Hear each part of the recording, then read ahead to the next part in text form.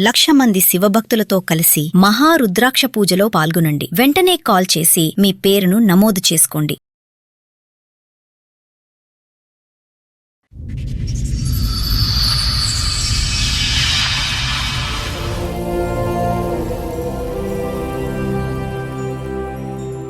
సమస్య ఏంటో చెప్పండి. మా చుట్టాలతనికి మా వాళ్ళకి ఒకరికి డబ్బులు కావాలంటే వాళ్ళ సిస్టర్ దగ్గర ఒక 1,00,000 రూపాయలు ఇప్పించింది.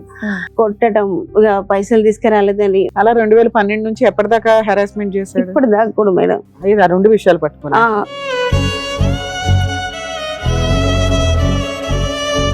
ఇక వాళ్ళందరి గొడవలలో నన్ను టార్చర్ పెడుతుంది.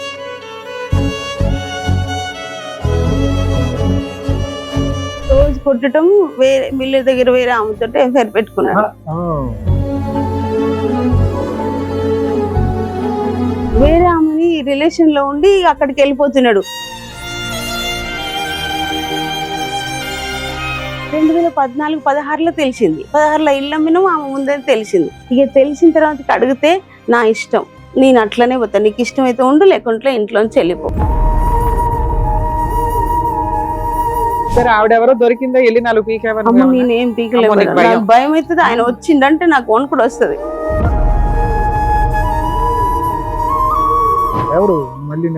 మిల్లులో పని చేస్తుంది. ఈయన ఒక పని ఆయన, ఆవిడ ఒక పని ఆవిడ, వీళ్ళిద్దరూ జెట్ అయ్యారు. ఆవిడకి పెళ్ళై భర్త లేడంట, చనిపోయిండు. యాక్చువల్లీ తను వేరే వాళ్ళని మెచ్చుకున్నాడు. ఎప్పటి నుంచి? నియర్లీ మాకు ఊహ తెలియనప్పటి నుంచి బూతులు తిడతాడంట. చాలా మాతో కూడా తిడతాడు. అసలు యాజ్ ఏ ఫాదర్ గా తన రెస్పాన్సిబిలిటీ ఒక్కటి కూడా మెయింటైన్ చేయడు. మాకు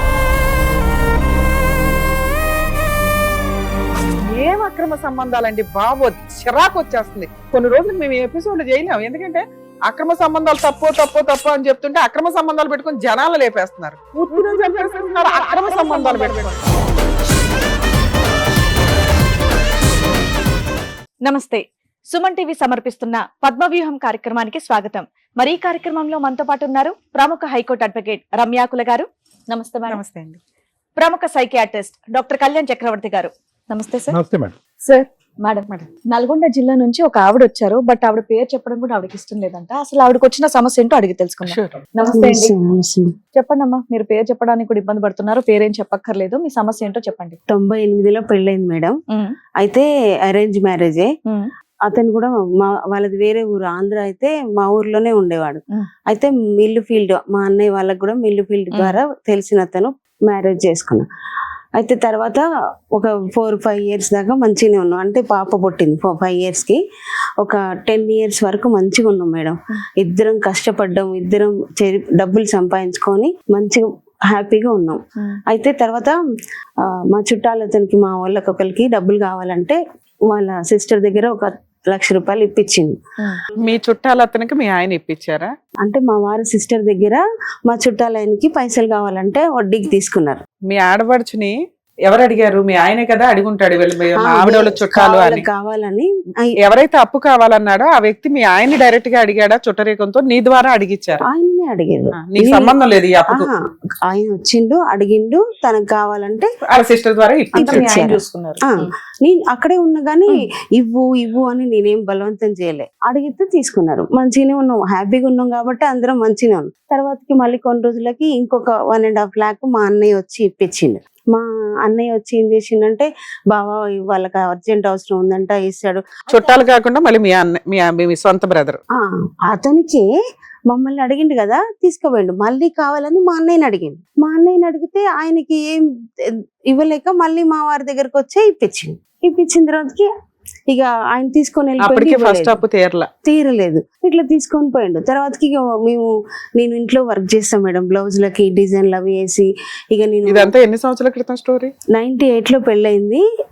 ఓ 10 ఏళ్ళకి 2008 9 10 కి డబ్బులు తీసుకురావాలి. ఆ 10 సంవత్సరాలు ఇవన్నీ నీకు తెలుసమ్మా? ఫస్ట్ టైం డబ్బులు తీసుకోవడం, సెకండ్ టైం డబ్బులు తెలుసు సార్. తీసుకోవడం. ఫస్ట్ టైం డబ్బులు తీసుకుని తెలుసు, సెకండ్ టైం డబ్బులు ఇదే బాబు తీసుకుని తెలుసు. ఆడపిల్ల డబ్బులు తీసుకోవటం ఇరుక్కుంటామేమో, మళ్ళీ అంటే సమస్య అవుతుందని ఇస్తారు కదా చెప్పలేదు. అనుకున్నా కానీ అయితే అప్పుడు ఎంతసేపటికి నేను ఇంట్లో పని చేసుకొని ఆ డిజైన్లకు బ్లౌజులకు ఇంట్లోనే వర్క్ చేసుకుంటూ సరే సంపాదించుకున్నాను. ఇందులో నీకేం సంబంధం ఉంది? ఒకసారి డైరెక్ట్ గా మీ ఆయన అడిగాడు, ఇంకోసారి మీ అన్నయ్య ద్వారా అడిగిచ్చారు. ఇచ్చిండు.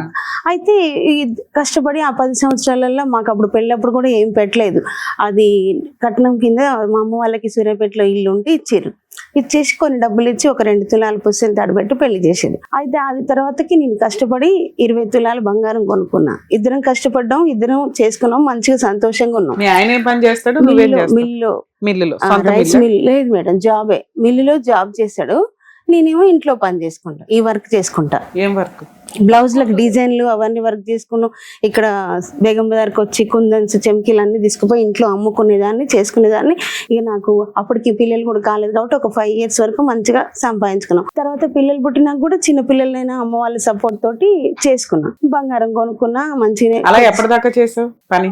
2010 దాకా చేస్తూనే ఉన్నా, ఇప్పటికి కూడా చేస్తూనే ఉన్నా, ఓకే, ఇప్పుడు కూడా కంటిన్యూ చేస్తున్నా. అయితే ఇక ఆ తర్వాత ఏమైంది, ఇల్లు కొనుక్కుందాం అనుకున్నాం. మేము ఇల్లు కొనుక్కుందాం అనుకొని ఒక అపార్ట్మెంట్ లో ఫ్లాట్ చూసి తీసుకుందాం అనుకొని నా గోల్డ్ అంతా ఇచ్చేసిన. వాళ్ళ డబ్బులు ఇవ్వలేదు, అప్పుడు ఆ టైంకి ఇవ్వలేదు. అప్పు తీసుకున్న వాళ్ళు ఇవ్వలేదు, 2.5 లక్షలు ఇవ్వలేదు. ఇవ్వకపోయేసరికి ఈయన గొడవ చేసేసరికి నేను పోయి వాళ్ళ దగ్గర పోయి అడుక్కొస్తామంటే ఇవ్వలేదు, వాళ్ళ టైం కాదు. అప్పుడు బాగా గొడవ అయింది. గొడవ అయితే వాళ్ళు నేను అమ్మ వాళ్ళ ఇంటికి వచ్చేసరికి గొడవ చేస్తుంటే ఈయన ఒప్పుకోట్లేడు, గలీజ్గా తిడుతున్నాడని మా నాన్న ఏం చేసిండంటే ఎట్లనైనా ఇప్పిస్తాయ్యా, 1 లక్ష రూపాయలు అయితే తీసుకో ఫస్ట్ అని మా నాన్న ఇచ్చిండు. మీకేమి సంబంధం అమ్మా ఇదంతా? మీ ఆయన మిమ్మల్ని ఎందుకు అరెస్ట్ చేశారు? మీరు ఇంటికి వెళ్ళి డబ్బులు వసూలు చేసి మీ సొంత డబ్బులు ఇవ్వాల్సినంత అవసరం ఏముంది ఇందులో? ఆయన మా చుట్టాలు తీసుకుపోయారు కదా అని. మీ చుట్టాలంటే ఎంత దగ్గర? మా అమ్మ వాళ్ళ తరపు మా అమ్మ తమ్ముడు తీసుకుపోయారు కదా, పైసలు కావాలని ఆమె అడుగుతుందని అన్నాడు అని గొడవ పెట్టుకునేసరికి మా నాన్న ఆ ఫంక్షన్ ఇల్లు కొనుక్కునే టైంకి 1 లక్ష రూపాయలు ఇచ్చిండు, మిగతా డబ్బులు ఇవ్వలేదు. ఇక అప్పుడు అడుగుతుంటే ఆయన ఎందుకు కట్టట్లే డబ్బులు? ఆయన మొత్తం లాస్ అయిపోయిందంట, తెలియదు మాకు అప్పుడు. సొంత మేనమామ గురించి నీకు తెలియదా? అంటే మీ బిజినెస్ నాన్నకైతే తెలుస్తుందిగా, మీ అన్నకి తెలుస్తుంది. వాళ్ళకి ఎవరికి తెలియదు మేడం. తెలియకుండా ఉండేసరికి మీ పైసలు ఇచ్చింది ఫస్ట్ టైం. ఇల్లు ఎప్పుడు కొన్నారు మీరు? 2012 10లో అప్పు ఇచ్చారు, 12లో ఇల్లు కొన్నారు. అయితే ఈ లోపు ఏమైందంటే మాకు ఒక సిస్టర్ ఉంది, మా సొంత సిస్టర్ కి వాళ్ళ అమ్మాయి ఉంది. వాళ్ళు కొంచెం మా బావ కొద్దిగా అమాయకుడు అని ఏం చేసిరంటే ఆయనకి మా వారికి తెలిసిన వాళ్ళ సంబంధం ఉందని పెళ్లి చేసారు.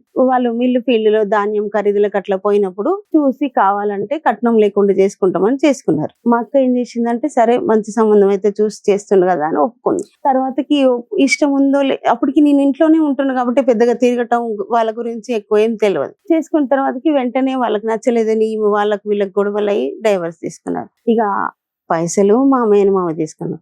పెళ్లి చేస్తే కూడా ఇది డైవర్స్ అయిపోయిందని మా అక్క వాళ్ళ అమ్మాయి. ఈ 2 నా వల్లనే అని మస్తు టార్చర్ పెట్టిండు, కొట్టడం, ఇక పైసలు తీసుకురాలేదని. వాళ్ళకి పెళ్లి చేస్తే వాళ్ళు కూడా అలా 2012 నుంచి ఎప్పటిదాకా హెరాస్మెంట్ చేశాడు? ఇప్పటిదాకా కూడా మేడం. ఆ 2 విషయాలు పట్టుకున్నా. ఎట్లా 10 ఏళ్ళు బాగున్నోళ్ళు అసలు మీకు సంబంధమే లేదు, ఆయనే మాట్లాడుకొని ఆయనే ఇచ్చి చేసుకొని మిమ్మల్ని ఎందుకు హింసిస్తాడు అంటే ఇంకా అర్థం కావట్లే. మా తరపు చుట్టాలు కదా, ఈ తరపు పెళ్ళైన తర్వాత అందరికీ ఒకటే కదా. వాళ్ళకంటే మీరు ముగ్గురు ఎక్కువ కదమ్మా, 2 కూతురు భార్య ఎక్కువ కదా మీ ఆయనకి? లేదు మేడం, అట్లా మస్తు టార్చర్ పెట్టి. సిస్టర్ తో సంబంధం ఎలా ఉందమ్మా? అతనికి వాళ్ళ సిస్టర్ కి ఇప్పుడు డబ్బులు తీసుకున్నది వాళ్ళ సిస్టర్ దగ్గర కదా, మంచిగా ఉన్నారు. వాళ్ళ సంబంధం బానే ఉందా? మంచిగా ఉంది. ఏది డబ్బులు అప్పు పూర్తిగా తీర్చకపోయినా కూడా 1 లక్ష రూపాయల వరకే తీర్చాడు కదా. అయితే అసలు ఆ పైసలు తీర్చలేదు, ఇక ఇంకా ఆయన తీర్చలే. ఇవ్వలేదు, ఈయన ఇవ్వలేదు. అయితే అప్పుడు 1 లక్ష రూపాయలు మా నాన్న ఇచ్చింది. నేనేమనుకుంటున్నా అంటే వాళ్ళ చెల్లి ఒత్తిడి ఇతని మీద ఉందేమో, బావ చెల్లి ఒత్తిడి చేస్తూనే ఆ ఉంది. ఒత్తిడి అయితే మంచి పెడుతున్నాడు. ఇంకో విషయం ఏంటంటే ఈ డబ్బులు ఇప్పుడు మా మేనమామకి ఇచ్చింది 2.5 లక్షలు. మా అక్క వాళ్ళ అమ్మాయికి పెళ్లి చేసినప్పుడు వాళ్ళు నేనే పెడతా ఖర్చు అని అబ్బాయి వాళ్ళు అన్నారంట. ఆయన ఇయ్యక తెల్లే ఈయన పెట్టింది, ఇటు 2 లక్షలు పెట్టింది. సో మొత్తం 4.5. మీ చుట్టరికాల వల్ల మీ ఆయనకి చాలా లాస్, మీకున్న ఫైనాన్షియల్ బ్యాక్గ్రౌండ్ తో చూస్తే. అయితే అట్లా అయింది. అయితే వాళ్ళు ఏమన్నారంటే డైవర్స్ తీసుకున్నప్పుడు ఆ 2 లక్షలు ఇస్తా అన్నారు, ఇవ్వలేదు. అది ఇంకా కోర్టు కాలేదు అని అట్లనే పెండింగ్ పెడుతున్నారు. ఇప్పటికన్నా అయిపోయిందా కేసు? కాలేదంట, ఇంకా నడుస్తుందా కేసు? అయితే ఇందులో ఏమైందంటే ఇట్లా అట్లా అని మొత్తం గొడవలు అయినాయి ఫుల్ గా. మా అక్క వాళ్ళు ఆయన పెట్టుకున్నాడు గొడవ. ఇక వాళ్ళందరి గొడవలలో నన్ను టార్చర్ పెడుతున్నాడు. అట్లా ఇద్దరు కలిసే ఉన్నారా తల్లి? ఇప్పుడు కలిసే ఉన్నాం మేడం. కానీ అయితే 2012లో ఆ ఇంట్లోకి పోయిన కాడి నుంచి కూడా ఆ ఫంక్షన్ టైం నుంచి కూడా గొడవలే. ఒక్క సంవత్సరంలో ఏం చేసిండంటే ఇక ఆయన మిల్లు కడిపోయి లోన్ కొంచెం తీసుకున్నాం మేడం. పైసలు తీసుకొని లోన్ తీసుకున్నాం కాబట్టి బంగారం అయ్యాన్ని నమ్ముకున్నాక లోన్ తీసుకొని కట్టుకున్నాం కదా, నేను ఇంట్లో చేసుకుంటూ పిల్లల్ని చూసుకుంటుంటే ఆయన జీతం లోన్ తీర్చుకోవచ్చు అనుకున్నాం. ఇక అట్లా అయ్యేసరికి ఈ వీళ్ళు పైసలు పెళ్లి ఎప్పుడు గొడవలైనాయి అని వాళ్ళందరి మీద కోపం నా మీద చూపించేది, వచ్చి రోజు కొట్టేది. ఇక ఇట్లా ఉంటే ఆయనకి తాగుడు అలవాటు ఉంది. ఆ సిచ్యువేషన్ లో 2ంటికి 3ంటికి అట్లా వచ్చేది మేడం. వచ్చినా కూడా ఇక ఈ గొడవ అయిన కానించి రోజు నోటికి వచ్చిన మాటలు అసలు అవి వినటానికి కూడా భరించలేను. ఇద్దరు ఆడపిల్లలు. వయసు ఎంతమ్మా వాళ్ళకి? ఒక ఆమెకి 22, ఒక ఆమెకి చదువుకుంటున్నారు. రెండో అమ్మాయి అంతా డిగ్రీ 2nd ఇయర్ అయిపోయింది. పెద్ద ఆమెకి బీటెక్ అయిపోయింది. నిజంగా ఈ సమస్యల వల్ల ఇతని రియాక్షన్ లేదంటే జనరల్ గానే తాగేటటువంటి వ్యక్తి యొక్క రియాక్షన్ అనేది నాకు అర్థం కావట్లేదు. ఎందుకంటే జరిగిపోయి ఇవంతా 2012-14 జరిగినటువంటి 12 సంవత్సరాల పాటు ఒక కక్ష ఉంటుందా? 4.5 లక్షల గురించి 4.5 లక్షలు ఇంకా కొన్ని ఆయన వాడకుండేమో మొత్తం ఇల్లు అమ్మేసి ఆమె పైసలు ఇచ్చేసినాం. ఇక గొడవలు అయితే అమ్మేసినాం. ఎందుకంటే వీళ్ళు 4 లక్షలకి అంత ఇల్లు అమ్మేసుకున్నారా? 18 లక్షలకు అమ్మినాం. అమ్మితే బ్యాంక్ 7 లక్షలు పోయింది.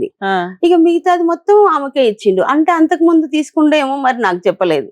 ఆమెకి ఇవ్వాల్సింది ఎంత ఉందో మా ఆడపడుచుకి వాళ్ళ సిస్టర్ కి మొత్తం ఇచ్చేసినాం. ఇచ్చేసినాక నీ వల్లనే ఇల్లు ఎప్పుడు అమ్మేశారు? 2016లో అమ్మినాం.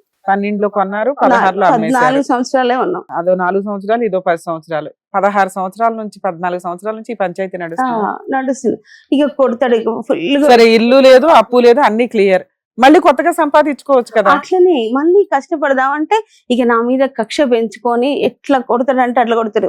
మిల్లు తాగి మీరు అప్పు తీర్చేసిన తర్వాత ఇల్లు అమ్మేసిన తర్వాత ఇప్పుడు ఎందుకు కొడుతున్నాడు? ఇప్పుడు 1 లక్ష రూపాయలు ఇచ్చిండు, మిగతా ఇవ్వలేదు కదా మా నాన్న. అక్కడి నుంచి రావాలి. ఇప్పుడు కంపెన్సేషన్ అనేది వాళ్ళ నాన్నగారి దగ్గర నుంచి రావాలి. ఇతను ఇల్లు అమ్మేశాడు, ఉన్న ఇల్లు లేదు. సో ఈ బాధ రోజు కొట్టడం, వేరే మిల్లు దగ్గర వేరే ఆమెతోటి ఎఫ్ఐఆర్ పెట్టుకున్నాడు. అది పెట్టుకున్నాడు. ఈ 16 ఏళ్లలో మీరు ఇంకే ఇల్లు కొనలా? ఉన్నంతలో ఇల్లు నడుస్తుంది. ఇంట్లో సరుకులు, పిల్లల చదువు లేదు, అన్ని నువ్వే చూసుకున్నావు. అయితే ఏమైందంటే ఇంకో ఇల్లు చూసుకున్నాడు. వేరే ఆమెని రిలేషన్ లో ఉండి అక్కడికి వెళ్ళిపోతున్నాడు. అయితే ఈ గొడవల వల్ల కొడుతుండంటే డబ్బులకు ఇబ్బంది అయ్యి ఇట్లా ఇల్లు అమ్ముకున్నాం కాబట్టి ఆ కోపంలో ఉన్నాడేమోనని కొట్టినా తిట్టినా నేను ఓర్చుకొని ఇంట్లో కూడా చిన్న శారీస్ బిజినెస్ లాగా అట్లా పెట్టుకున్నా కూడా కనీసం పిల్లలు స్కూల్ కి పోతారని 9వ సంవత్సరం మేడం. బ్యాక్గ్రౌండ్ స్టోరీ వేరే ఉంది. ఇంకో అయితే అప్పుడు ఉన్నది నాకు తెలియదు. 2014-16లో తెలిసింది. 16లో ఇల్లు అమ్మినాం, ఆమె ముందని తెలిసింది. ఇక తెలిసిన తర్వాత అడిగితే నా ఇష్టం, నేను అట్లనే పోతా, నీకు ఇష్టం అయితే ఉండు, లేకుంటే ఇంట్లోంచి వెళ్ళిపో. ఇలా నుంచి మేము అడిగేది అదే. 2016కి ఇల్లు అమ్మేసో అప్పులు తీరిపోయినాయి కదా, మళ్ళీ గొడవ ఎందుకు అని.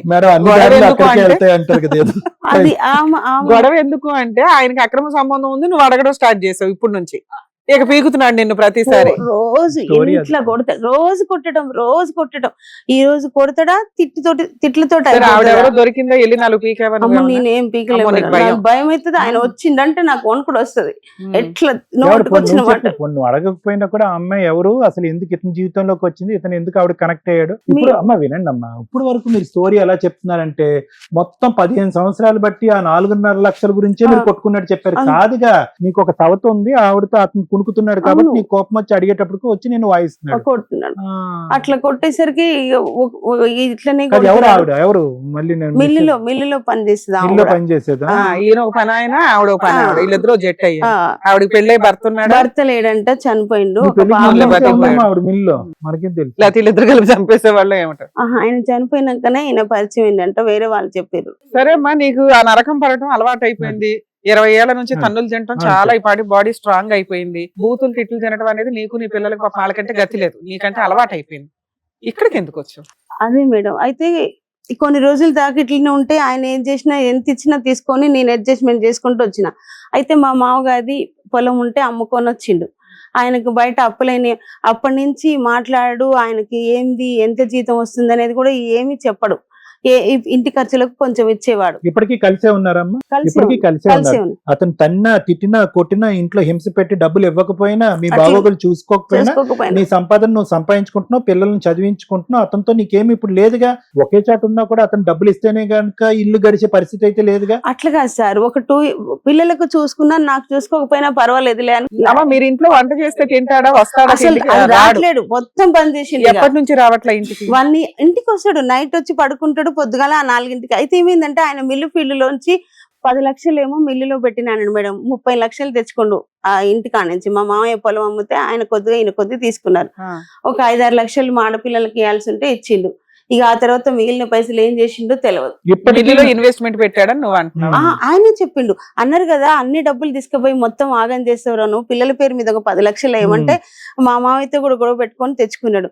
పిల్లలు అడిగితే 10 లక్షలు మిల్లులో పెట్టినా అన్నాడు. ఆ 10 లక్షలు కూడా లేవు అంటుండు. ఇప్పుడు సంవత్సరం పోయిన సంవత్సరం ఇంత జరుగుతున్నా కూడా మీ ఆయన నిలదీసా అతను తనేవాడు. ఆవిడ ఒక్కసారి కూడా అడగలేదమ్మా అసలు నేను పోలేదు సార్, ఎప్పటికీ కొడతాడు. ఇప్పుడు అంటాడు కదా మా అమ్మ వాళ్ళు ఇచ్చిన ఇల్లు తీసుకురమ్మని ఇప్పుడు టార్చర్ పెడుతున్నాడు. ఇంకా ఉందా? మీ అమ్మ వాళ్ళు ఏమైనా ఇచ్చారా నీకు? ఇల్లు ఉంది, అది అమ్మి డబ్బులు తీసుకురమ్మని గొడవ చేస్తున్నాడు. వీళ్ళని చూసుకోవట్లేడు. ఇప్పుడు కూడా ఇంకా కొడుతున్నాడు. ఆ డబ్బులు తెమ్మంటుండు మేడం. ఇల్లు ఆయన ఇవ్వడం మానేసి ఎదురు నిన్ను ఎదురు తీసుకురమ్మంటుండు. ఇప్పుడు కొత్తగా జరిగిన స్టోరీ ఏమీ లేదు. ఇప్పుడు ఇన్ని సంవత్సరాల పాటు జరిగినటువంటి స్టోరీకి ఇప్పుడు మీరు కంక్లూజన్ ఇవ్వండి అని చెప్పి మా దగ్గరికి వచ్చారు. అవును సార్. ఏం కావాలి, మీకేం కావాలో చెప్పండి. ఆయన కొట్టద్దు మేడం, కొట్టద్దు. ఆయన పిల్లల్ని చూసుకోవాలి. అంటే ఫీజులు కట్టాలా? కనీసం తినటానికి కూడా ఇంట్లో ఏమి ఇవ్వట్లేడు. పిల్లలకి ఇవ్వట్లేడు, నాకు ఇవ్వట్లేడు. ఇంతసేపు పోలీస్ స్టేషన్ ఒక రోజు బాగా కొట్టిండు. కొడితే నేను పోలీస్ స్టేషన్ పడుతుంటే పోలీస్ స్టేషన్ పోతే ఇంట్లో ఉండొద్దు, బయటికి వెళ్ళిపోమంటాడు. తినటానికి ఒక్క నిమిషం మేడం, తినటానికి ఇవ్వకపోయినా 15-16 సంవత్సరాల పాటు మీరు ఇల్లు నడిపించారు, గడిపించారు, పిల్లలకి చదువు చెప్పించారు, అన్ని చెప్పించారు. ఇప్పుడు సడన్ గా అతను ఇస్తే గానీ ఇల్లు గడవని పరిస్థితి ఉందా? ఫీజులు కూడా కట్టకపోతే నేనే కడుతున్నా కదా సార్. కొంచెం అప్ అయింది ఫీజుల వల్ల. ఇంట్లోకి ఎట్లా నేను జరుపుకుంటున్నా. పిల్లల్ని పిలుద్దామా? వాళ్ళు కూడా వస్తారా? పిలువండి సార్. మేడం సార్, మళ్ళీ 2 అమ్మాయిలు కూడా వచ్చారు, ఒకసారి పిలుస్తాను. రండమ్మా. నమస్తే సార్. కూర్చోండి. నమస్తే. ఏం చదువుకుంటున్నారు? నేను degree 2nd year madam, complete అయిపోయింది. ఓకే. బీటెక్ ఫైనల్ ఇయర్ అయిపోయింది మ్యామ్. ఎవరు పెద్ద? చెప్పండి అమ్మా. అక్కడ నుంచి అప్పటి నుంచి ఏదో చెప్తూ ఉన్నారు సార్. యాక్చువల్కి మా మమ్మీ చాలా ఇబ్బంది పడుతుంది. కానీ యాక్చువల్లీ ఇందులో తను మాట్లాడిన అన్నట్టు నాట్ ఓన్లీ 6 lakhs అమౌంట్ మీద కాదు సార్, తను ఉంచుకున్నాడు. మేమే కనిపెట్టాం. తను చెప్పలేదు, భయపడి. యాక్చువల్లీ తను వేరే వాళ్ళని ఉంచుకున్నాడు మిల్లులో. నియర్లీ మాకు ఊహ తెలియనప్పటి నుంచి మ్యామ్. సూపర్. అసలు మాకు తెలీదు. 2016 నుంచి అని చెప్పి మాకు అసలు ఇల్లు కొన్న తర్వాతే మాకు తెలిసింది. తెలిసింది అప్పుడే. మీకు తెలిసినంత వరకు ముందు నుంచి ఆవిడ ఉంది అనేది మీకు ఐడియా ఉంది. ఓకే. ఆవిడ వల్ల ఇప్పుడు ఎంత హరాస్మెంట్ గానీ ఆవిడ వల్ల బూతులు తిడతాడంట. చాలా మాతో కూడా తిడతాడు. అసలు యాజ్ ఏ ఫాదర్ గా తన రెస్పాన్సిబిలిటీ ఒక్కటి కూడా మెయింటైన్ చేయడు. మీరు క్వశ్చన్ చేస్తే రియాక్ట్ అవుతాడమ్మా. క్వశ్చన్ చేయకుండా కూడా ఇప్పుడు అక్కడికి ఎందుకు వెళ్ళావు, రాత్రి ఎందుకు రాలేదు, డబ్బులు ఎందుకు ఇవ్వలేదు అంటేనే అతను చిరాకు, కోపమా? లేదంటే మీరు మాట్లాడకపోయినా మిమ్మల్ని అంటాడు. అసలు ఇంటికి రాగానే తాగి వచ్చి గొడవ పడతాడా? మాకు భయం అవుతుంది మా. ఈ రోజు ఆయన తాగొస్తాడో, మంచిగా ఉంటాడో, మంచిగా ఉండడో. ఎన్నింటికి వస్తాడు ఇంటికి? ఆఫ్టర్ 11. నిద్రపోతారు కదా. అంటే మేడం వస్తాడు, ఏదో ఒకటి ఇల్లు గురించి ఒకటి ఉంది, ఇంకా ఇవ్వలేదు కదా ఇల్లు. సో ఆ ఇల్లు గురించే ప్రతిసారి మేము ఫీజెస్ అడిగినా, మా రెస్పాన్సిబిలిటీస్ గురించి అడిగినా, ఇంట్లో దేని గురించి అడిగినా ప్రతి దానికి ఇల్లు మ్యాటర్ ముద్దలు పెడతాడు. ఈవెన్ మేము మాట్లాడాలి, ఇప్పుడు వాళ్ళ హస్బెండ్ అండ్ వైఫ్ అంటే వాళ్ళకి ఇచ్చింది పక్కన. యాజ్ ఎ ఫాదర్ గా మాకు ఇవ్వాల్సిన రెస్పాన్సిబిలిటీ మాకు ఇవ్వాలి కదా. మేము వాటి గురించి అడిగినా ఇక్కడ ఈ రియాక్షన్ వచ్చినా అక్కడ పడితే తన్నులు. అది మ్యాటర్. మిమ్మల్ని ఎప్పుడైనా కొట్టాడా? నాకు ఒక్కసారి పడ్డాయి. అమ్మకైతే తన్నులు. సో ఇక్కడ ఒకటమ్మా, ఒక క్వశ్చన్. నిజంగా ఇల్లు ఏదో కిందో మీదో పడి తీసుకొచ్చి ఇచ్చినా కూడా అది ఆవిరైపోద్దిగా, లేదా ఆవిడ చేతిలో పెడతాడుగా. అంతే కదమ్మా? అంతే కదా. సో ఇల్లు గురించి అయితే కాదు ఇది. ఇల్లు వస్తే కనుక మీ మీద కొట్లాట్లు, గొడవలు అయిపోతాయని చెప్పడానికి అయితే లేదు. అంతలో ఆయన అసలు ఏ రోజు రెస్పాన్సిబిలిటీస్ లేదు, తీసుకోవాలి ఆ రోజు కూడా రెస్పాన్సిబిలిటీ తీసుకోలేదు ఆడపిల్లలు అసలు మీకు ఏమైనా కష్టం ఉందా బయట లేదు ఏం మ్యామ్, లేదు అసలు అలా. మేడం అసలు ఒక ఒక ఫీజు కాల్ రాదు మాకు మా ఫాదర్ నుంచి. అసలు ఎలా ఉన్నావని ఒక కాల్ ఇప్పుడు రాదు మ్యామ్. మేడం ఇప్పుడు ఈమె 2 సంవత్సరాల మీద చదువుతుంది, ఈమె హాస్టల్ ఎక్కడ ఉందో తెలియదు, ఈమె కాలేజ్ ఎక్కడ ఉందో తెలియదు, ఏం పట్టించుకోడు. అసలు ఈ కాలేజ్ లో బీటెక్ జాయిన్ చేసే రెస్పాన్సిబిలిటీస్ కూడా లేవు మ్యామ్. లేదమ్మా అమ్మ అన్ని వదిలేసి అమ్మ ఉన్నాం. మీరు దయచేసి ఒకటి అర్థం చేసుకోండి. ఆ స్థాయిలో మీరు ఆశ పట్టడం కూడా ఆ మనిషికి ఆశ పడే విధంగా నేను కానీ రమ్య మేడం కానీ శ్రీవాణి గారు కానీ నేర్పించేటటువంటిది కాదు. అది మనసులోంచి రావాలి. ఒక్క నిమిషం నన్ను మాట్లాడినివ్వండి. మీరు ఇక్కడికి వచ్చి కూర్చున్న ఈ 2 ఆడపిల్లలు కాదు, మీ వెనకాతలు ఉన్నటువంటి ఒక 100 మంది సైన్యం వచ్చిన మీ డిమాండ్స్ ఏంటి అనేది కరెక్ట్ గా ఉండాలి. రేపో మాపు ఈ 2 ఆడపిల్లలకి ఉద్యోగాలు ఇస్తాయి, వాళ్ళ కాళ్ళ మీద వాళ్ళు నిలబడతారు. మీకైతే కనుక ఈ బ్రతుకు తెరువు సమస్య అయితే లేదు. ఏం కోరుకుంటున్నారు? ప్రేమ కావాలా, ఆప్యాయత కావాలా, వాళ్ళ డేట్ ఆఫ్ బర్త్ అతను తెలుసుకోవాలా, లేదంటే ముందుకు వచ్చి పెళ్లిళ్ళు చేయాలి? ఇక్కడి నుంచి చూడండి. లవ్ కావాలి, ఎఫెక్షన్ కావాలి, కేర్ కావాలి, వచ్చి బాగా చూసుకోవాలంటే ఎక్కడ పుట్టిస్తామని? నేను అది అడగట్లేదు ఎక్కడ సార్. పుట్టిస్తాం? నేను అక్కడ పిల్లలు కన్నాడా? అక్కడ కన్నాడా? లేదు, అక్కడ కనలేదా? లేదు. ఓకే. అక్కడ ఒక అమ్మాయి ఉంటే పెళ్లి చేసిరంటే డైవర్స్ అయింది అంటే, ఒక అబ్బాయికి పెళ్లి అయింది, ఆమెకు పాప. ఇక్కడి నుంచి మాట్లాడండి మీరు. అందులో రెస్పాన్సిబిలిటీస్ ఇది అవుతున్నాయి సరే, కాబట్టి మీకు ఏం కావాలనేది మా ఇది. మా ఇద్దరి ఒపీనియన్ ఒకటే సార్. ఒకటే, ఏంటిదంటే ఆయన మారాలి, మళ్ళీ కలిసి ఉండాలి, కలిసి ఉంటాం అదనట్లేదు. వాళ్ళిద్దరి మధ్యలో మాకు లవ్ ఇవ్వమని కూడా మేము అడగట్లేదు. ఇక్కడ ఆయన దగ్గర నుంచి రాదన్న విషయం మాకు తెలుసు. మేము ఎంత తాపత్రయపడ్డా ఎవరు చెప్పినా అది రాదు. మాకు ఒక క్లారిటీ ఉంది. ఇప్పుడు ఆయన పెట్టినా పెట్టకపోయినా ఆయన దగ్గరే ఉండాలి అన్న ఈ ఒక్క దాంతోని ఇన్ని రోజులు ఉంది. ఏవైనా మా స్టడీస్ కానీ మా ఖర్చులు ఏవైనా అన్ని మా అమ్మని ఇల్లదీస్తుంది. బట్ ఇప్పుడు సిచ్యువేషన్ ఏమొచ్చిందంటే తనకి పెట్టగలిగే, ఆల్రెడీ ఊర్లో అన్ని అప్పులు అయిపోయినాయి, అన్ని అయిపోయినాయి. సో ఇప్పుడు తను పెట్టగలిగే కెపబిలిటీలో లేదు. ఇప్పుడు మేమేం అడుగుతున్నామంటే అట్లీస్ట్ మా చదువులు అయిపోయే వరకన్నా మా రెస్పాన్సిబిలిటీగా మా అట్లీస్ట్ బిల్ అన్న ఇప్పుడు మేము హాస్టల్ రెంట్ అది మీ ఇంటి దగ్గర పెద్ద మనుషుల ద్వారా relatives ద్వారా అడిగితే పెద్ద బాగుండేది కదా. ఇక్కడ దాకా వస్తే actually- మనుషులు వినరు అసలు. అమ్మా ఎవరిని ఇప్పుడు మేము తిడతారు. మీ హస్బెండ్ కి ఫోన్ చేసి 4 వీక్ ఆమె అనుకో మాటలో ఆయన వెంటనే ఏం చేసుకుంటారు ఈ రోజు చేసుకోండి అంటే night- మీరు ఇంటికెళ్ళి కేసులు వేసుకునే అంత దమ్ము మీకుందా? లీగల్ గా వెళ్ళగలరా? ఇట్లా మేము ఫోన్ చేయగానే భయపడి ఇస్తాడని మేము అనుకో. మీ నాన్న ఆల్రెడీ ముద్రిపోయాడు. అలా వద్దని కూడా ముద్రిపోయిన బ్యాచ్ లో మీరు లీగల్ గా తెగించి ఇంక ఈయన వల్ల ఒక ఉపయోగం లేదని మీరు క్లారిటీ ఉంది. ఎదురు రోజు న్యూసెన్స్ తప్ప. ఇలాంటిది మేమిద్దరిలో ఎవరైనా మాట్లాడామే అనుకోండి, అప్పుడు మీ నాన్న చేసే పని ఇంట్లో నుంచి బయటకు వెళ్ళిపోవడం. అది ఎట్లాగో రెంటెడ్ హౌస్, ఆయన వెళ్ళిపోతాడు ఆరాంగా. మీరు అడిగిన గొంతమ్మ కోరికలు కాదు అవన్నీ, మీ హక్కులు. మీ హక్కులన్నీ కోర్టు తీరుస్తుంది. దానికి మీరు రెడీయా అంటున్నా. అంటే మీరు ఏదైతే ఇప్పుడు దాకా మీ అమ్మ బంధం పెట్టుకుందో 2 ఆడపిల్లలు, తండ్రి ఉండాలి, సొసైటీ, గుడ్ విల్ అని, అలా ఆవిడ ఇంతకాలం ఏదైతే ఉందో అది రోడ్డు మీదకి వెళ్తుంది. మీరు తెగించే ధైర్యం ఉందా? ఉందా? మాకు దీనికి ఉంది fix మేడం. మీ అమ్మ డెసిషన్ తీసుకోవాల్సింది. మీరిద్దరు ధైర్యంగానే ఉంటారు, హాస్టల్లో ఉన్నారు. ఒకటమ్మా, ఇది ఎలా ఉందంటే మీరు చెప్పేది మీ భాషలోనే చెప్తాను. కరోనా వైరస్ చావకూడదు, కానీ కరోనా జబ్బు వదిలిపోవాలి. ఎలా అవుతుంది? అక్కడ ఆడదాని మీద ఒక ఆమె ఎవరైతే కనుక ఇతని మీద శిలాశాసనం చెప్తుందో ఆ వైరస్ అయితే మీరు తీయలేకపోయారు. బయటకు వచ్చి గొంతు చించుకుని అరవలేకపోయారు. పెద్దల్ని తీసుకొచ్చి మాట్లాడలేకపోయారు. ఇప్పుడుకొచ్చి పోలీస్ స్టేషన్, కోర్టు గడప తొక్కలేకపోయారు. అసలు ఇంక వెళ్ళే రకాలు కూడా కాదు. ఎలాగ కర్ర ఎరగకూడదు, పాము వెళ్ళాలి. చావకూడదు. అవ్వలే మ్యామ్, మమ్మల్ని అడ్డుకున్నారు. లేకపోతే మేము వెళ్ళాలని మేము మీ అమ్మ వెళ్ళగలదా? మీ అమ్మ తను వెళ్ళగలదా? వెళ్ళలేకనే మమ్మల్ని మేడం ఆపలేదు. అడిగేది అది. ఇప్పుడు వరకు రానటువంటి పోరాట పట్టిక ఇప్పుడు ఎలా వస్తుంది? నీ సిస్టర్ అంటుంది వీరు రెడీ అంటుంది.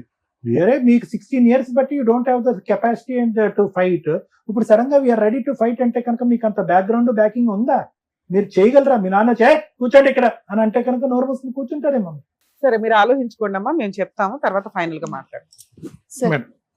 ఏంటంటే ఎక్కడా కూడా అంటే నాకు నిజంగా అనిపించేది ఏంటంటే 10 సంవత్సరాల పాటు ప్రయాణం బాగానే ఉంది, 10 సంవత్సరాల పాటు ప్రయాణం బాగానే ఉంది అనుకుంటే వాస్తవానికి ఆ స్టార్టింగ్లో 98 నుంచి 2008 వరకు ప్రయాణం బాగుంది అనేటటువంటి ఒక కళ్ళకు గంతలు కట్టుకుని మీరు ఉన్నారంతే.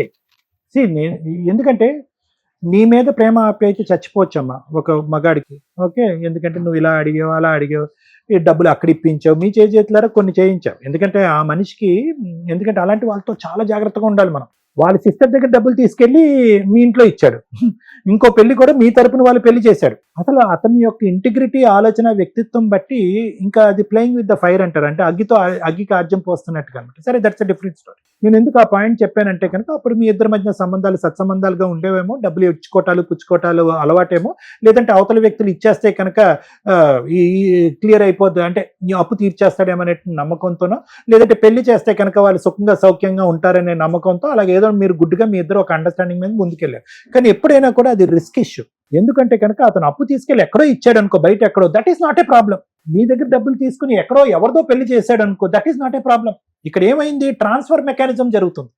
అంటే వాళ్ళ ఇంట్లోంచి మీ ఇంట్లోకి, వాళ్ళ ఇంట్లో నష్టం మీ ఇంట్లో లాభం, పిల్లవని అప్పవని వాట్ ఎవర్ ఇట్ ఇస్. ఇప్పుడు ఆటోమేటిక్ ఏమవుతుంది, అప్పటికే బ్యాక్గ్రౌండ్ ఇష్యూ స్టార్ట్ అయిపోయింది. నీకు అర్థం కానిది ఏంటంటే ఆ అమ్మాయి ఇదంతా ఫేసెస్ లో ఎంట్రీ కాదు, ఆ అమ్మాయి అప్పటికే బ్యాక్గ్రౌండ్ లో ఉంది. ఎవరైతే కనుక ఇప్పుడు ఉన్నటువంటి ఆ బ్రహ్మరాక్షసి ఆ బ్యాక్గ్రౌండ్ లో ఉంది. అప్పటికే అతనికి ఏంటంటే అక్కడ లైకింగ్ ఎక్కువైంది, ఇక్కడ డిస్లైకింగ్ ఎక్కువైంది. ఏదో ఒక బలమైనటువంటి కారణం చూపెట్టి నిన్ను దూరం పెట్టాలి అంటే కనుక ఏదో ఒకటి. నిజంగా ఎవరు నమ్మరమ్మా.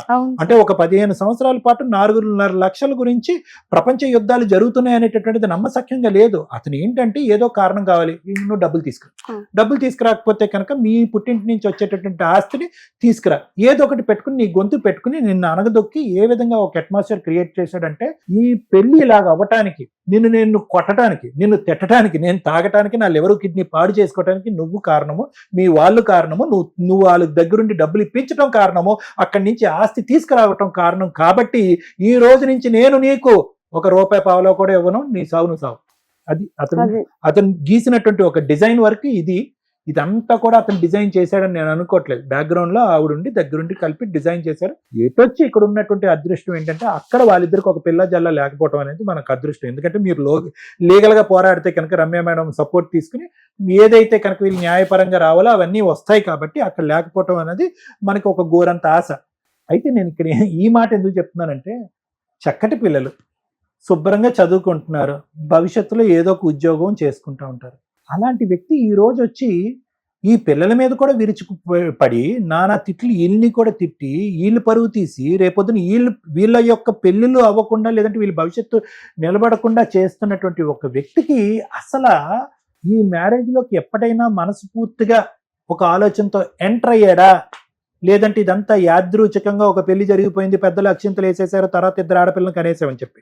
ఎందుకంటే మీ మీద 1,00,000 కోపాలు ఉండొచ్చు, తిట్టచ్చు, కొట్టచ్చు, హింస పెట్టచ్చు. కానీ వాళ్ళు ఏం చేశారు, వాళ్ళ మీద ప్రేమ ఉండాలి కదా. అమ్మా ఓకే మీ అమ్మ ఎలాగన్నా ఉంది, ఇగరా ఈ ₹1000 ఉంచుకోండి, ఇంటి సామాన్, అమ్మా ఇదిగో ఫీజు కొనుక్కోండి, ఫీజు కట్టుకోండి, పుస్తకాలు కొనుక్కోండి. ఆడపిల్లల మీద రాదు, ఎంత సవతలు ఉన్నా కూడా. ఆ బ్యాక్గ్రౌండ్ లో ఉన్న లేడీస్ లాంటి వాళ్ళు 10 మంది ఉన్నటువంటి మగాళ్ళు కూడా ఫైనల్ గా ఈ ఇంటికి వచ్చి పిల్లల్ని కాపాడుకుంటారు. సో కాబట్టి నాకు అనిపించేది ఏంటంటేనమ్మా, రియలిస్టిక్ గా మనం ఆలోచించుకుంటే సొల్యూషన్ దొరుకుతుంది. ప్రాక్టికల్ గా తెలివైన పిల్లలు చదువుకున్నారు, సమాజంలో ఎన్నో చూస్తుంటారు, మీరు ఎన్నో హెడేక్స్ చూస్తుంటారు, ఎంతో మంది మీ ఫ్రెండ్స్ చెప్పేటటువంటి మాటలు వినుంటారు. మీకు అనిపించి ఉండొచ్చు, అరే వీళ్ళందరితో పోల్చుకుంటే మనం దురదృష్టవంతులం కదా, మనకంటూ ఒక ఇల్లు లేదు, ఒక మంచి వాతావరణం లేదు, ఒక కుటుంబం లేదు, ప్రేమగా దగ్గర తీసుకునేటటువంటి ఒక తండ్రి లేడు కదా అనే బాధ మీకు ఉండొచ్చమ్మా. కానీ నేను అనేది ఏంటంటే, ఎంతకాలం బాధపడతారు, ఎంతకాలం ఏడుస్తారు మీరు? చిన్నప్పటి నుంచి అలవాటైంది. ఒక్కొక్కరికి ఒక దరిద్రం, ఒక్కొక్కరికి ఒక దురదృష్టం. మీకు తండ్రి ఉన్నా కూడా లేనట్టే అనేటటువంటి భావంతో ఉంటేనే మీరు బ్రతికి బట్టకట్టగలరు. మళ్ళీ ప్రేమ కావాలి, మళ్ళీ తండ్రి యొక్క ఆప్యాయతలు కావాలి, మళ్ళీ లేనటువంటి చిగురించుకునే ఈ ప్రేమలు చిగురించుకోవాలి అంటే కనుక I don't think so that is going to happen అన్న. దానికి పైపెచ్చి ఏం జరుగుతుందంటే తెలుసానన్న, యూ లూజ్ యువర్ కెరియర్స్. మీ కెరియర్స్ పాడైపోతాయి. రేపొద్దున ఈడు మగాడమ్మ ఈయన్ని పెళ్లి చేసుకుంటే ఆ మగాడిలో మీ నాన్న కనిపిస్తూ ఉంటాడు, వద్దురా బాబు ఈడే నరకాసుడిలో ఉన్నాడు, ఒక నరకాసుడితో సగం జీవితం అయింది, వీడితో ఇంకా సగం జీవితం అయితే పెళ్ళే చేసుకోరు. బట్ దయచేసి గుర్తుపెట్టుకోండి, it is a very rare situation that you're seeing in your house. మీ ఇంట్లో ఇది చూసేటటువంటిది ఒక రేర్ సిచ్యువేషన్. నాకు మీరిద్దరు ఆడపిల్లలు ఎలా మానసికంగా తేరవాలంటే, ఎస్ మీ అమ్మని కాపాడుకోండి, మీ అమ్మకు కావాల్సిన ప్రపంచాన్ని, జీవితాన్ని, భవిష్యత్తుని, డబ్బుని అన్నీ ఇవ్వండి, సంపాదించుకోండి. కానీ at the end of the day పెద్దవాళ్ళు అయిన తర్వాత ఓకే, చిన్నపిల్లలు 16 సంవత్సరాలు 15 సంవత్సరాల్లో అనుకుంటే కనుక అమ్మ మా నాన్న కొడతాడు, తిడతాడు, గొంతు పిసికి చంపేస్తాడు, మామని చంపేస్తాడు అనుకోవచ్చు. అరే కమాన్, మీరు 21-22 ఇయర్స్, మీరిద్దరు ఫైటర్స్. ఇందాక నేను చెప్పిన సామెత 100 సార్లు నేను చెప్తా, కర్ర ఎరగకూడదు, పాము చావకూడదు అంటే అవ్వదు. You need to learn to fight. ఏదో ఒకటే మిగులుతుంది. అతను మన ఇంట్లోకి రావటం అన్నా ఉంటుంది, రాకపోవటం అన్నా ఉంటుంది, ఏదో ఒకటే ఉంటుంది. అతను ఇంట్లోకి రావాలి, ప్రేమగా ఉండాలి, అన్నీ చూసుకోవాలి, అట్ ద సేమ్ టైం మనం కేసులు కూడా పెట్టాలి, అతనితో ఫైటింగ్ చేయాలంటే అవ్వదు. మీరు నిజంగా మీ హక్కుల గురించి పోరాడాలి అని అనుకుంటే కనుక ఆ మనిషి విరుచుకుపడేటటువంటి తత్వాన్ని తాత్కాలికంగా భరించాలి. మీకు సంబంధించిన ప్రొటెక్షన్, సపోర్ట్ తీసుకోండి. ఎవరు లేరా నాన్న మీకు, మామయ్యలు, పెద్దనాళ్ళు ఎవరు లేరా మీకు సపోర్ట్ చేసి? అసలు ఆడపిల్లలు 4 మేడం. అరే మీ తల్లిదండ్రులు బతికే ఉన్నారా? మా నాన్నగారు లేరండి, అమ్మ ఉంది. అన్నదమ్ములు ఉన్నాడు కానీ వాళ్ళిద్దరికి ఆయన అంటే భయం, తిడతాడు. అసలు అమ్మ వాళ్ళ ఇంటికి కూడా పోయి మస్తు గొడవ చేసి వచ్చి ఊర్లో పెద్ద మనుషులు ఊర్లో పెద్ద మనుషులు కూడా ఎవరు తెలియదు, భయపడడు. నోరు తెరిస్తే ఆయన నోరుకే భయపడతారు అందరు. సో నేను చెప్పేది ఒకటేనమ్మా, సింపుల్ లాజిక్. ఒకటి, మీకు అతి పెద్ద ఆస్తి ఏదన్నా ఉంది అంటే కనుక నన్ను మధ్యరాత్రిలో లేపన్నా అడగండి, నేను మీకు చదువులు, మీకు భగవంతుడు ఇచ్చినటువంటి ఆ చదువుల వరంకి నేను శతకోటి వందనాలు చేస్తాను. అది కొన్ని కోట్ల విలువైనటువంటి ఆస్తి మీ అకాడమిక్స్. దాన్ని ఎస్కలేట్ చేసుకోండి. మాస్టర్స్ చేయాలంటే మాస్టర్స్ చేసుకోండి, లేదంటే హైదరాబాద్ లాంటి ప్లేస్కి వచ్చి జాబ్ సెర్చ్లోకి వెళ్ళండి. ఫస్ట్ నాకు మోస్ట్ ఇంపార్టెంట్ ఏంటంటే, మీ నాన్నతో మీరు పోరాడాలి అంటే కనుక మీరు ఫైనాన్షియల్గా ఇండిపెండెంట్ అవ్వాలి. మీకు చదువు ఉన్నప్పుడు అది పెద్ద సమస్య కాదు. 10,000, 15,000, 25,000 ఎంతో కొంత మీ ఇద్దరికి వస్తుంది. ఇప్పటికిప్పుడు మీరు ఫైట్ చేస్తే కనుక నెక్స్ట్ స్టెప్ మీకు అల్లకల్లోలం అయిపోతుంది. మిమ్మల్ని ఉద్యోగం చేసుకునేవాడు, ఫ్రీగా ఉండనేవాడు, మీ మీద ఉన్న కసి కోపం అంతా ఆవిడ మీద చూపించి చంపేస్తాడు. నేనైతే ఏమంటానంటే, మీరు ఖచ్చితంగా ఫైట్ చేయాలి, అతనికి గుడ్ బై చెప్పేటటువంటి ప్రయత్నం చేయాలి, అతనికి సంబంధించిన హక్కులన్నీ మీరు తీసుకోవాలి, మీకు రావాల్సిన అంతా కూడా హక్కు పోరాటం చూపెట్టాలి. కానీ రమ్య మేడం నాతో యాక్సెప్ట్ చేస్తారు లేదో నాకు తెలియదు, కానీ ఒక సైలెంట్ ఫేస్. నీకు ఎంత ఇంకా 1 year ఉందనన్నా నీకు? అయిపోయింది సార్. యాక్చువల్లీ కోచింగ్ తీసుకుంటే జాబ్ వచ్చేది, కానీ ఇంకా కోచింగ్ లో చేయాలని బీటెక్ అయిపోయింది ఈ సంవత్సరం. ఇంకా ఫైనల్ ఇయర్ ఉంది ఇంకా ఫైనల్ ఇయర్. సో నేనేమంటున్నానంటే అమ్మా, maybe I'm wrong, I don't know, but నేనేమని చెప్తున్నానంటే కనుక ఈ టైంలో బహుశా ఆ పిల్లలు ఇంకొక 1 yearలో సెటిల్ అయిపోతారు అని అనగా, సానుకూలంగానే ముందుకెళ్ళి ఒక్కసారి ఆ పిల్లలు సెటిల్ అయ్యి వాళ్ళకి ఏదన్నా ఒక ఉద్యోగం వచ్చి వాళ్ళ కాళ్ళ మీద వాళ్ళు నిలబడిన తర్వాత అప్పుడు దీర్ఘకాలికమైనటువంటి పోరాటం చేస్తే బాగుంటది అనేది నా అభిప్రాయం. ఎందుకంటే వీళ్ళు డిస్టర్బ్ అవ్వకూడదమ్మా. ఆ కెరియర్ ఇప్పుడు ఫైనల్ ఇయర్ ఈ అమ్మాయికి ఇప్పుడు ఇట్లా ఉన్నారు కదా, అట్లనే అనుకున్నాం. ఏమన్నా కానీ పిల్లలకి చెరకు జాబ్ వచ్చినాక నేను కష్టపడతాం, ముగ్గురం కష్టపడతాం, ఆ మనిషి పెట్టినా పెట్టకున్నా ఏం కాదనుకునే ఊపున్నా ఇన్ని రోజులు.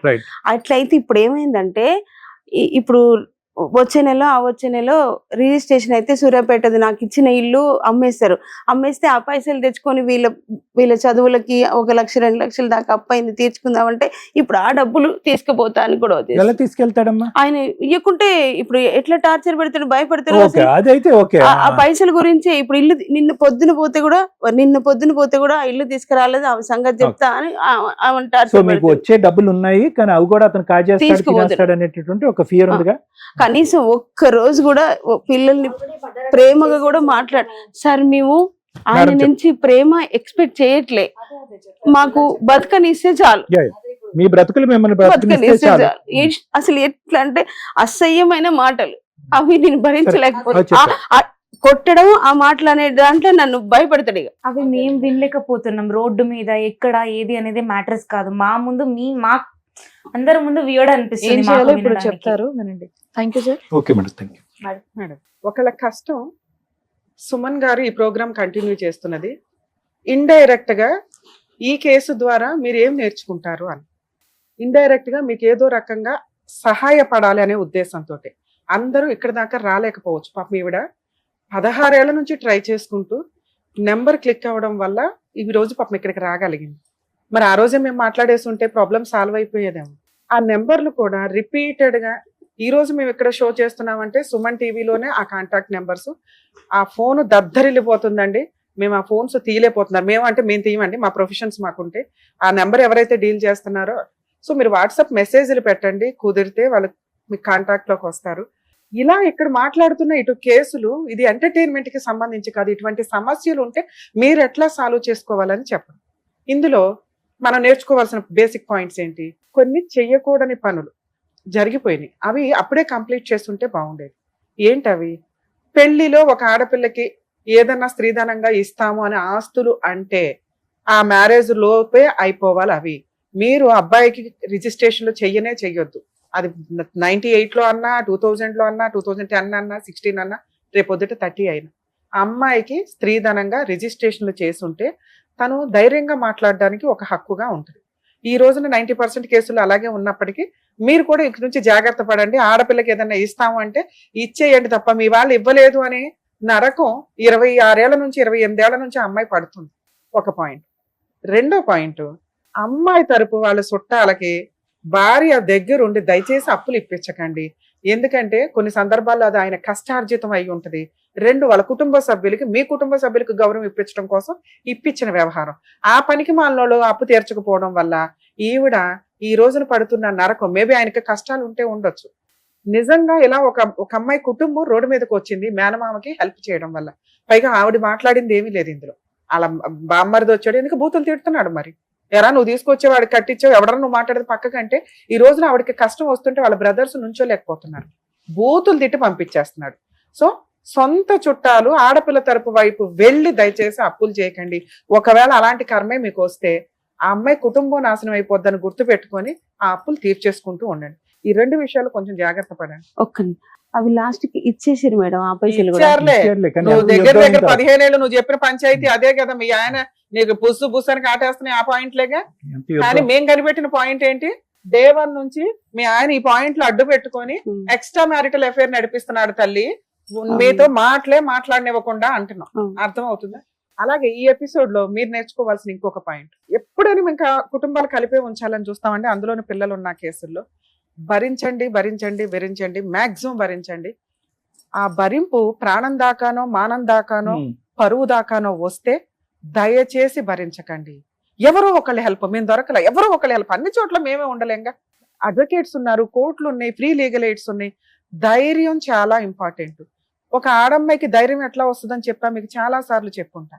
సంపాదన, సెల్ఫ్ రెస్పెక్ట్, గౌరవంతో, క్యారెక్టర్ తో ఒక ఆవిడ ఏదైనా సంపాదించిందంటే ఆ డబ్బు మాట్లాడుతుంది. అది ఈ అమ్మాయి చేసిన పని. సూపర్. నిజంగా ఆవిడకి హ్యాట్స్ ఆఫ్ చెప్తాను నేను.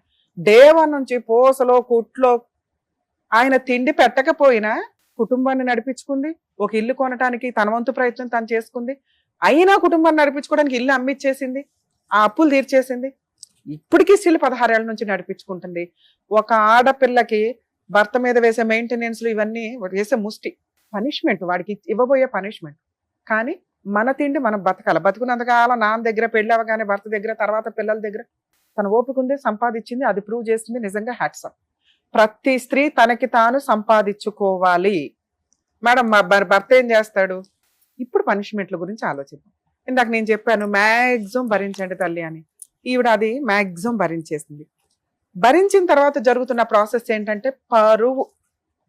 ఇక్కడ ఒక మగపిల్లాడు ఉండుంటే ఆవిడ ఈ రోజున అలా మాట్లాడేది కాదు ధైర్యంగా. ఎందుకంటే సంపాదన ఉంది, మగపిల్లోడు ఉన్నాడు, ఏం పర్ల తోలు తీసేయొచ్చని. 2 ఆడపిల్లలు ఉండేసరికి ఆవిడ ఇంకా భయపడిపోతుంది. అరే బాబు, ఈ రోజున ఆడపిల్లలు ఉన్న వాళ్ళే గొప్పవాళ్ళు. ఆ పిల్లలకి ఆ హృదయ స్పందన అర్థం అవుతుంది.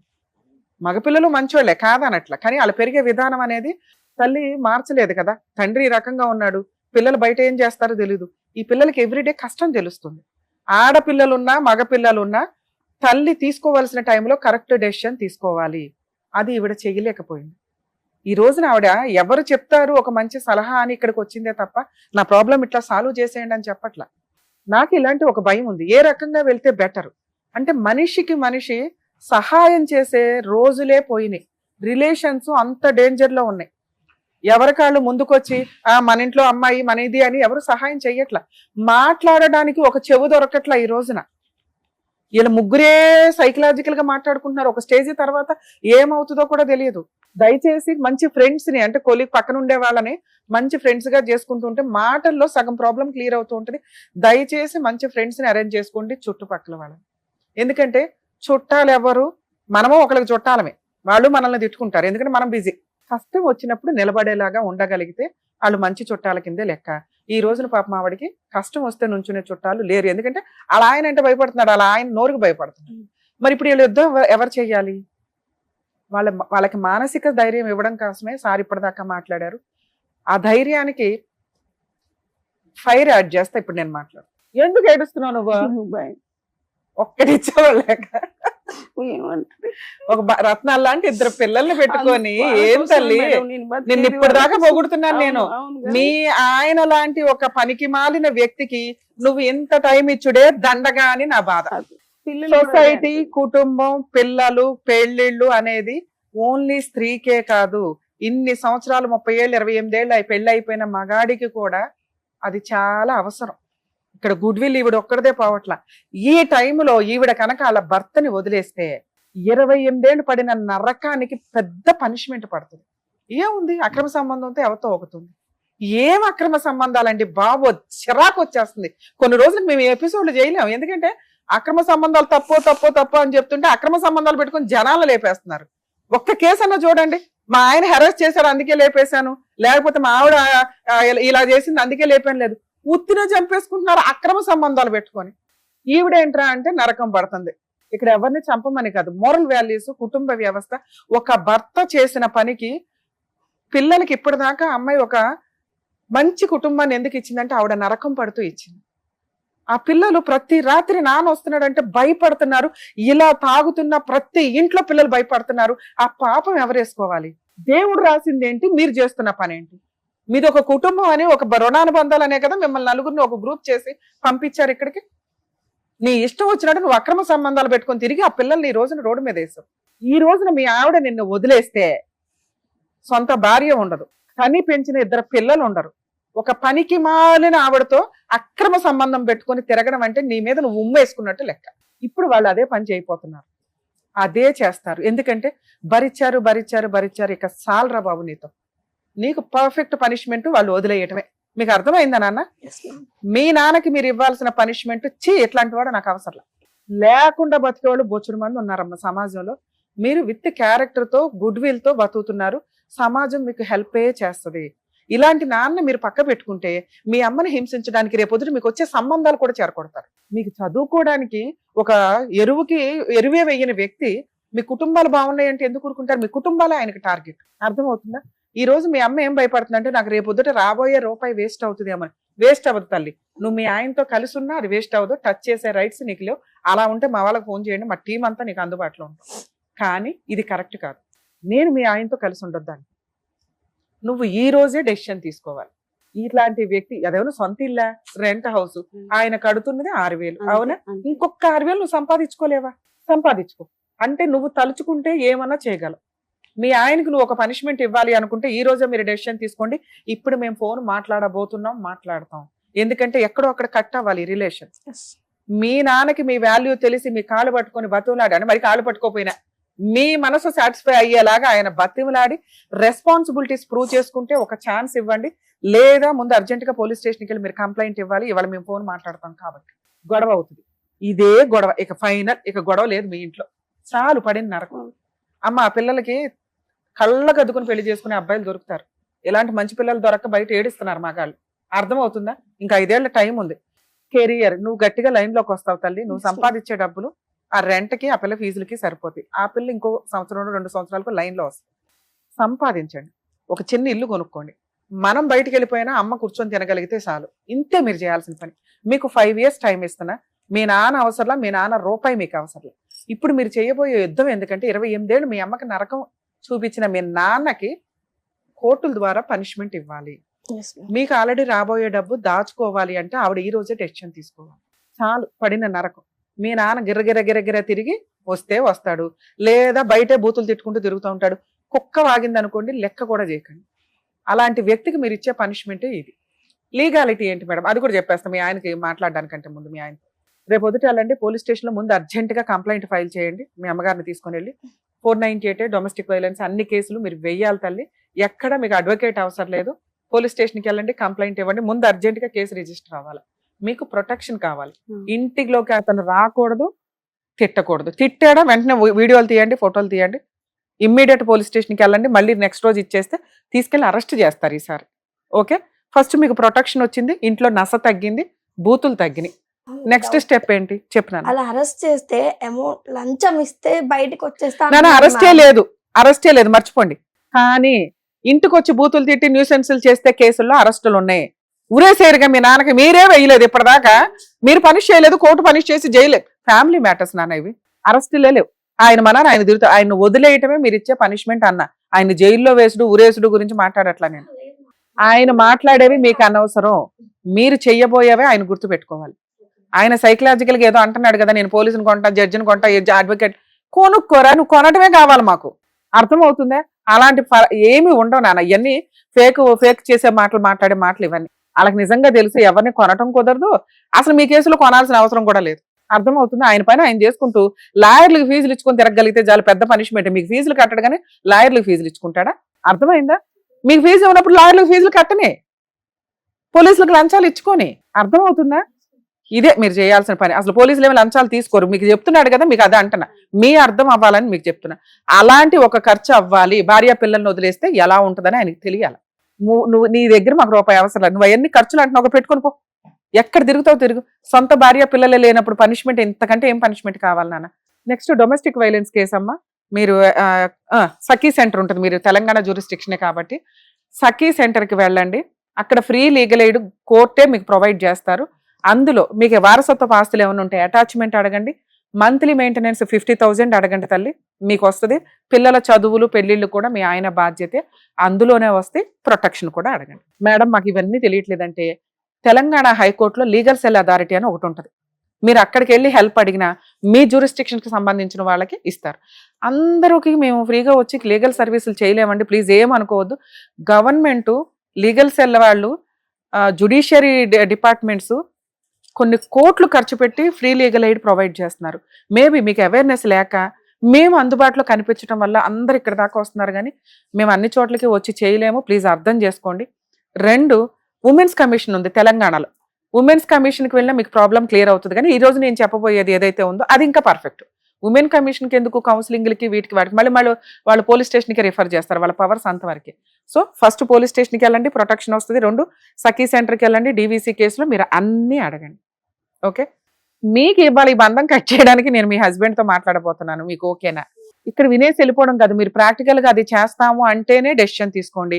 ఇప్పుడు నేను మాట్లాడేసినాక మీరు ఇంటికి వెళ్ళి ఇంకో సంవత్సరం 2 సంవత్సరాలు 5 సంవత్సరాల పిల్లల పెళ్లి దాకా ఆగుదాము అనుకుంటే ఇవాళ మీ కాపురం నాశనమైనట్టు లెక్క అవుతుంది.